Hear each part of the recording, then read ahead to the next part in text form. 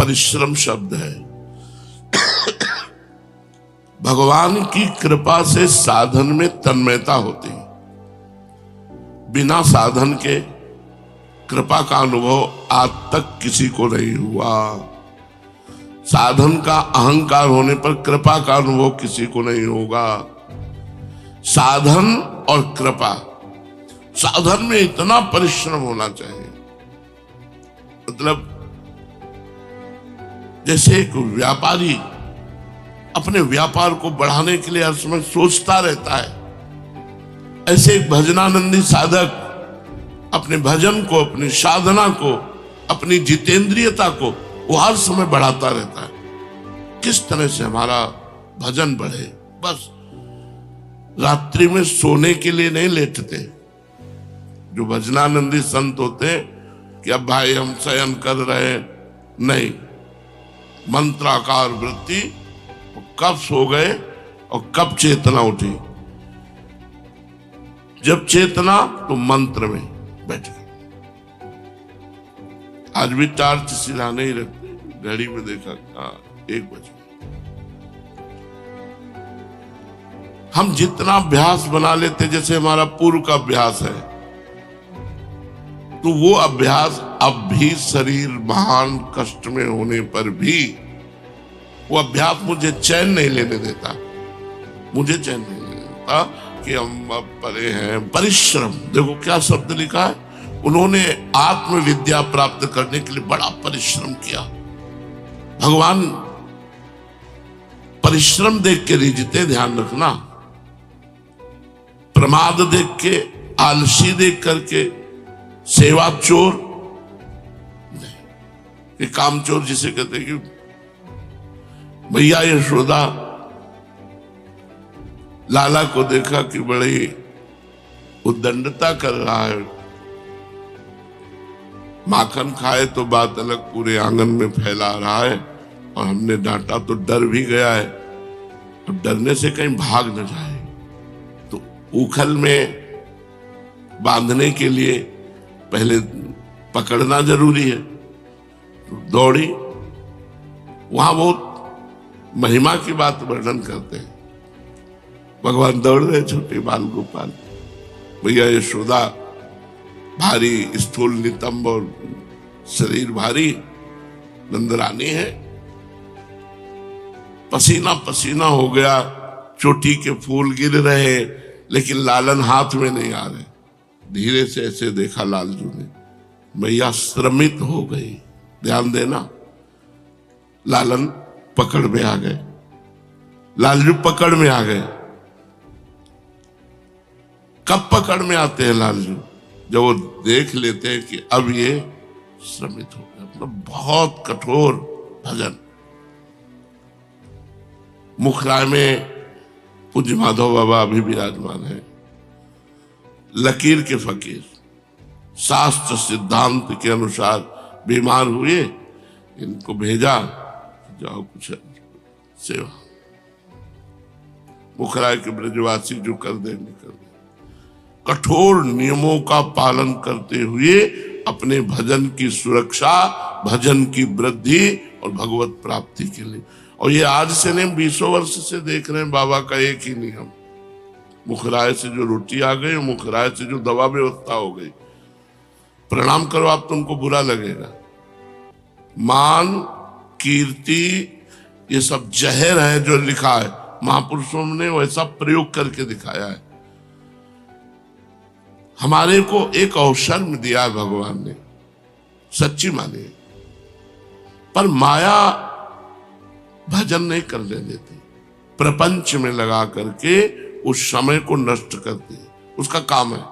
ऐसी बात डाल देना आपकी खोपड़ी खराब हो जाए, ऐसा कोई क्रिया बन जाना जिससे आप पश्चाताप में जले, वो यही करती रहती। भजन कब होता है? आनंद की उमंगन आ रही, मंत्र चल रहा, नाम चल रहा है, आंसू बह रहे, भगवान की झांकी आ रही, एकांत में लोटपोट हो रहा, ये भजन। ये कब? बोले अध्यात्म विद्या में बड़ा परिश्रम किया, बड़ा परिश्रम। 2-3 घंटे रात्रि में सो लिया, 1 घंटे दिन में सो लिया, थोड़ा थोड़ा प्यार, राधा वल्लभ श्री राधा वल्लभ। अभी आप देखो चमत्कार ना होने लगे तो बताना। अंदर ही अंदर आपके ज्ञान, विज्ञान, भक्ति सब कुछ बढ़ने लगेगा। अब जब भजन नहीं है, देखो शरीर सेवा से शरीर पवित्र होता है। हमारी बात को अन्यथा मत ले जाना कि तो शरीर सेवा, जो हमारी शरीर शुद्धि है वो सेवा से होती, लेकिन मन शुद्धि सुमिरन से होती। शरीर पवित्र है और मन अपवित्र है तो गंदे विचार फेंकता रहेगा अंदर। मन को पवित्र करने के लिए सुमिरन अत्यंत आवश्यक है। यदि सुमिरन नहीं तो मतलब फिर बात बनी नहीं।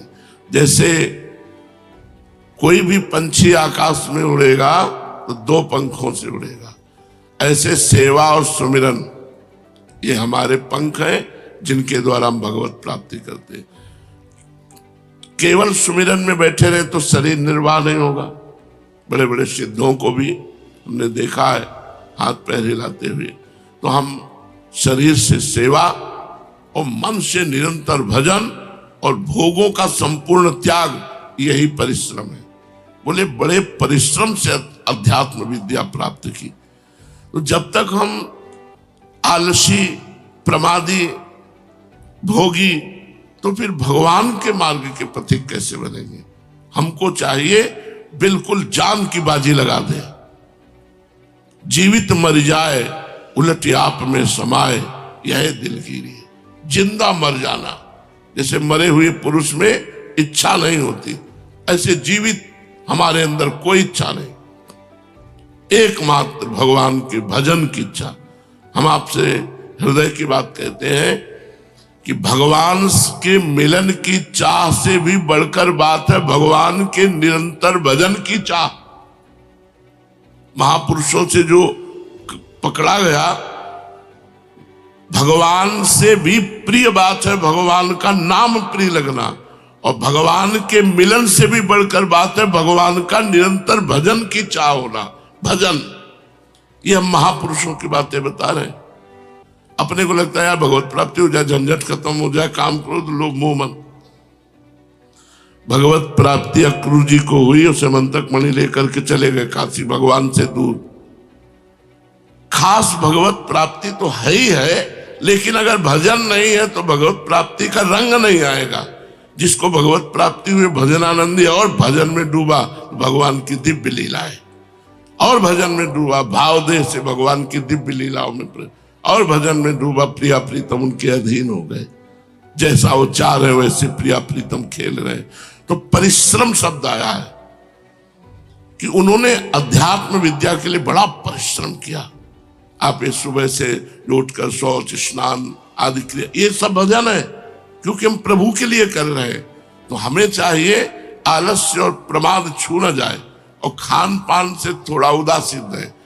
भजन सरस, भोजन जिसका नीरस, पक्की बात समझ लो। और जिसका भोजन सरस उसका भजन नीरस।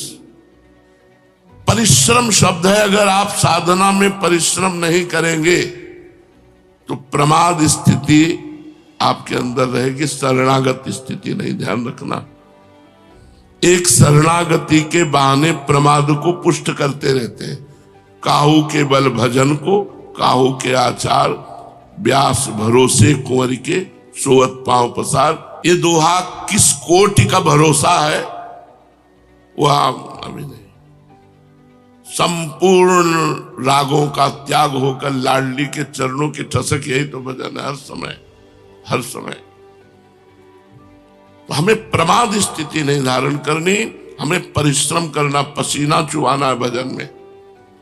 डट कर बार बार मन हटता है, बार बार नाम जप कर हृदय जलता है, हम उसे सहेंगे। काम क्रोध जला रहे, हम उसे सहेंगे।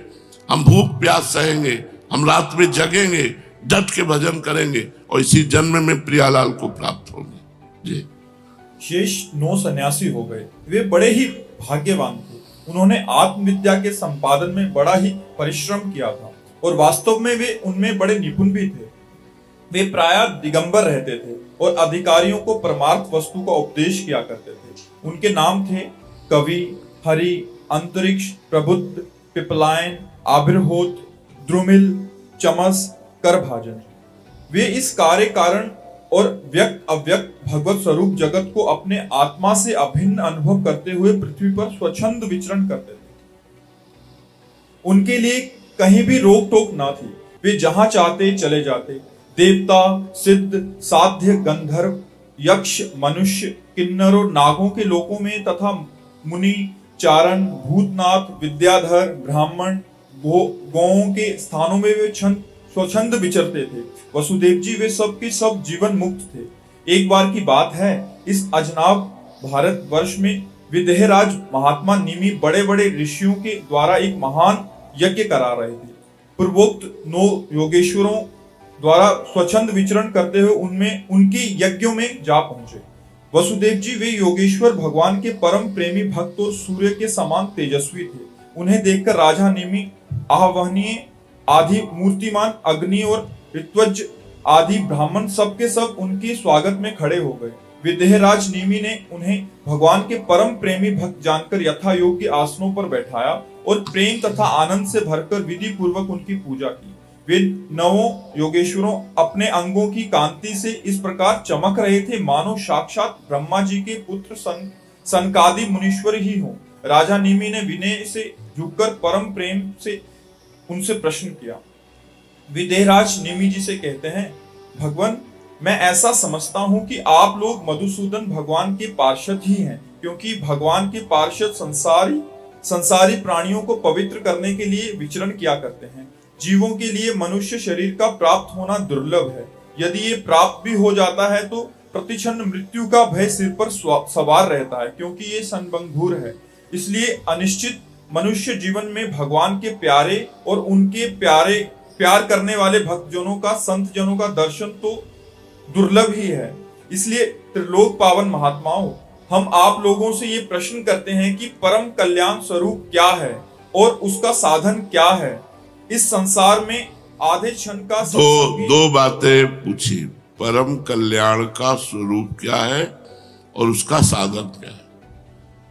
परम कल्याण मतलब भगवत प्राप्ति, उसका स्वरूप क्या है और उसका साधन क्या है। इस संसार में आधे क्षण का सत्संग भी मनुष्यों के लिए परम निधि है। आधे क्षण का भी सत्संग परम निधि। ये सत्संग मिलना मतलब भगवान की विशुद्ध कृपा से सत्संग मिले, मतलब विशुद्ध कृपा।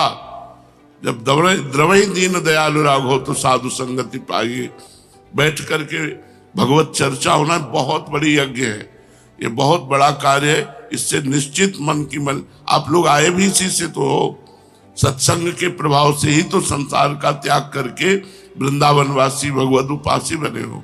जी योगेश्वरों, यदि हम सुनने के अधिकारी हों तो आप कृपा करके भागवत धर्म का उपदेश कीजिए, क्योंकि उनसे जन्मादि विकार से रहित एक रस भगवान श्री कृष्ण प्रसन्न होते हैं और उन धर्मों का पालन करने वाले शरणागत भक्तों को अपने आप